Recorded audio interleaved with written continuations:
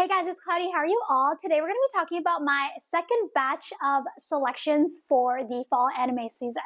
Fall is always a heavy hitter in terms of like the anime year as a whole, and particularly for this fall season, I feel like there have been pilots releasing since the end of September and a lot of like delayed releases going on until like almost mid-October. So I've been like pulling anime here and there to check out.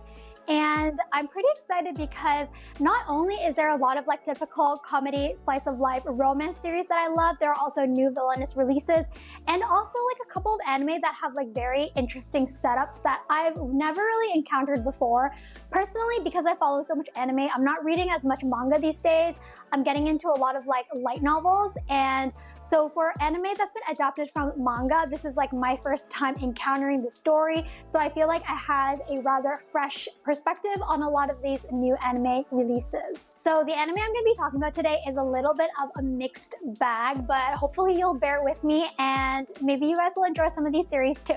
So without further ado, let's get started. The first anime I want to talk about is called Yarina Oshi Reijo, The Do-Over Damsel Conquers the Dragon Empire. This is one of the villainous anime that's releasing this season, and rather than being like a isekai where someone in the modern day gets thrown into a game world, this villainous anime has more of a fantasy setting where a princess who's about to meet her death during war and destruction gets reincarnated into her younger self, and she's given the opportunity to redo some of the things in her life that she maybe made mistakes on, and also just change the fate of the kingdom and change the fate of her life.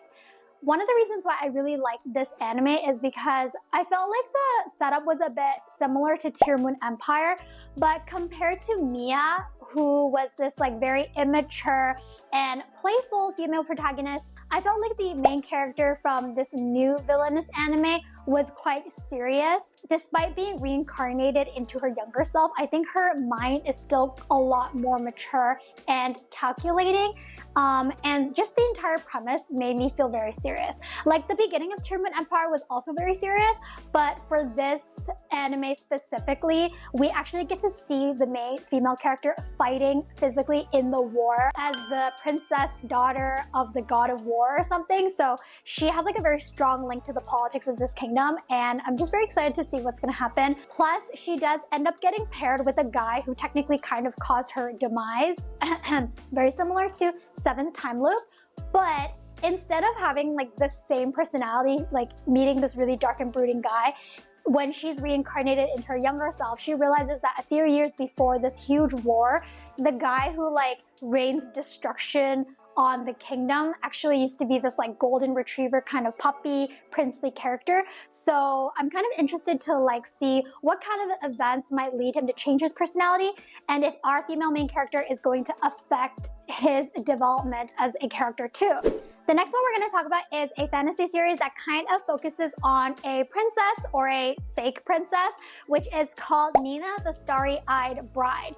I did flip through a couple of the manga chapters for this series, and when I first started the manga, I felt like the series had a bit of a dark atmosphere to it, because in the kingdom there are a lot of people like starving and just living impoverished lives versus, you know, people in the politics, they're just doing whatever they wish. Basically, Nina is an orphan and a child who's just like abandoned. She lives in one of the poorest areas of the kingdom, and she ends up getting recruited by one of the princes because they need someone to take the place of the deceased priestess slash princess.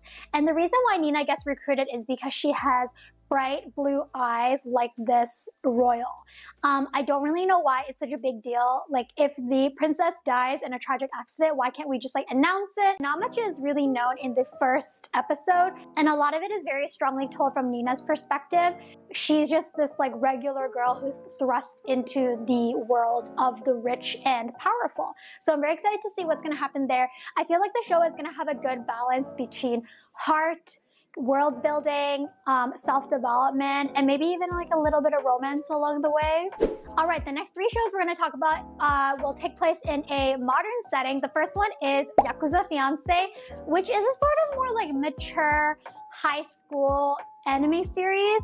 It doesn't have any of like the fluffy high school stuff, even though it features high schoolers. If anything, these high schoolers act more like adult.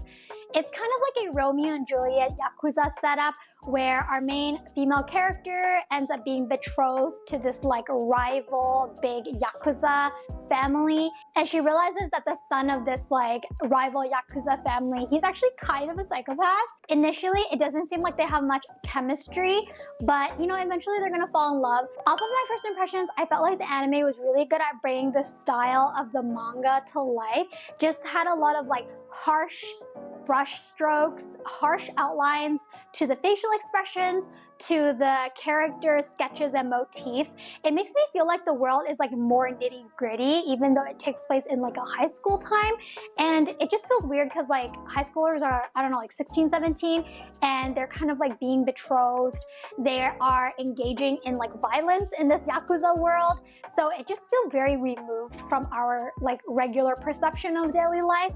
But the show is intriguing nonetheless because of this like tug of war that you can see between the two main characters. There is a lot of romantic tension there and a lot of just like hate-love relationship or enemies to lovers relationship that's going to blossom from the initial episode. So kind of excited to see where this show is going to take us. Next, we're going to talk about 365 Days to the Wedding, which follows two working adults who are employed at a travel agency.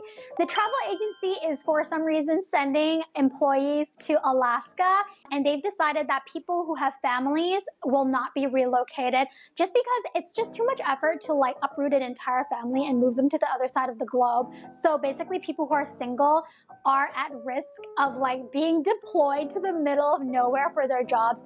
And because it's Japan, there's this like social pressure that you can't really refuse your boss if they assign you some sort of work or task.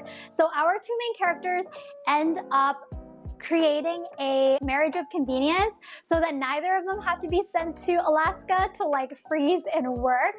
I liked the initial setup because I thought it was a little bit hilarious. Our two main characters are like very quiet and reserved, very typical traits that you kind of see in like working environments. And I'm excited to see how they're gonna make that jump from like coworkers to like actual lovers. It's kind of 50-50 for me. Like if there's a lot of like sparks in the romance, it's gonna keep me fixated on the show. If it's just kind of like meandering along, I think I'm gonna end up dropping it later this season. Okay, finally, let's talk about Touhai Urarate Mahjong Touhai Roku, which is the edgy, dramatic Mahjong anime this season. My family's from Hong Kong, and I was like born and raised in Canada. And when I was growing up, my parents were always working. So I actually learned to play Mahjong with my grandma, and I played a lot of like little Mahjong mini games with my grandma as I was growing up. But because of that, the way that I kind of learned all the terms in Mahjong was in like Cantonese and Chinese. I didn't really follow what was going on with Mahjong in the first episode because they were like talking about it in Japanese terms, which is a bit hard to follow. And I feel like for people who have never encountered Mahjong, it's even harder to follow because it's a sort of like game that like little grannies play, and you don't really learn about it unless you have like a family member who's like into it and then someone older sort of like teaches you. I know a lot of like younger immigrant kids are like playing it a lot more and more because it's like a way to get in touch with your culture, and it's just like a fun game to have at like parties and gatherings. But I didn't think the series was gonna have such a serious tone. Like in the first episode, it opens up with this very serious Mahjong game where you get to kind of glimpse the main character's analytic skills in regards to observing the opponents and also counting the tiles and strategizing so that he can like win. And also there's like gangsters that come and then threaten him into playing Mahjong with him. It was totally different from my expectations. I am gonna give the show like a couple more episodes to just get a feel of what's gonna happen, but definitely edgier than what I expected. I really wish that they put a lot more captions. For example, when I watched Chihaya Furu, which is a very niche, traditional Japanese card game, there are a lot of captions and explanations added in by the creators of the show so that the viewer could like better follow what was going on. Like there are so many specific rules in Mahjong. I don't know why they decided not to put additional explanations. It makes it kind of hard to follow and piece together the logic of what's going on in the gameplay. Overall, we have yet to see what's going to happen to this anime in the next couple of episodes, so let's just wait for a little bit. I hope you guys enjoyed this vlog, even though I've been like stuttering and like stumbling a bit. And if you guys did, don't forget to hit like and subscribe for more from me. I will be vlogging more about like games and K-dramas as well. I sort of like bounce around different hobbies, so based on what you're interested in, I hope you'll tune in for future vlogs, and I'll talk to you guys in my next video very soon. Bye!